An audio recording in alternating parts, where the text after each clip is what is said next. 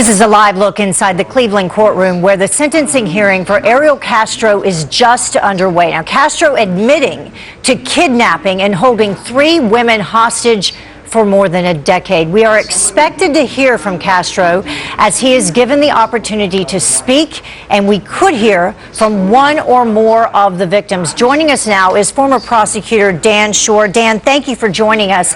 And as we watch events unfold in the courtroom right now, is it unusual that we will be hearing Castro speak? It's not unusual. Whenever a defendant is sentenced, they have the opportunity to speak. If there's not an agreed upon sentence, as there is here, if someone's just convicted at trial and there's a range of sentencing, then the defendant will often speak and ask for leniency. Here, however, we know what he's going to get as a sentence. He's going to get life plus 1,000 years with no possibility of parole. So what he says has nothing to do with the sentence. He still has the option to speak, however. Yeah, he pled guilty last week to 937 counts, including murder, kidnapping. The deal dropped the death penalty. That's off the table in exchange for what you just mentioned in terms of a sentence. Ariel Castro's sister spoke yesterday, and she said that she expects he's going to give a lengthy segment today, a speech today. He's going to talk about his life and that it's going to give a more personal side of him. You know, how will that affect, if in any way, the outcome of the sentencing?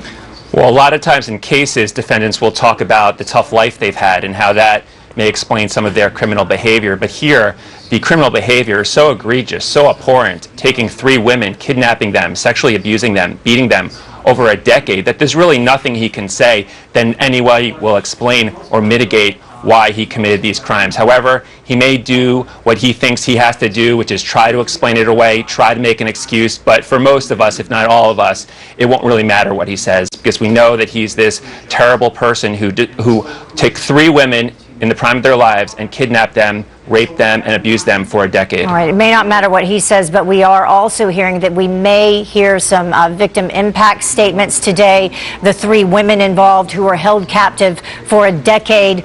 What do you expect to hear from them, and what impact will that have on the sentencing?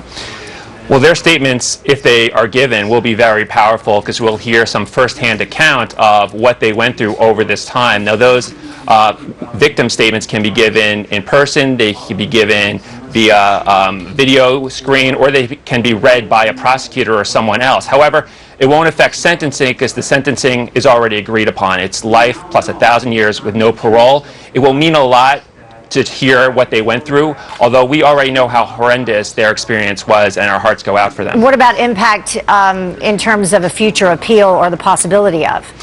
Part of the plea is that he has no right to appeal, except for very few exceptions. So he won't have a real right to appeal unless there's something that went wrong with the plea, but there doesn't seem to be any indication of that. It's life plus 1,000 years, no parole. He will die in prison. All right. Thank you so much, Dan Schorr. We appreciate it. Thank you.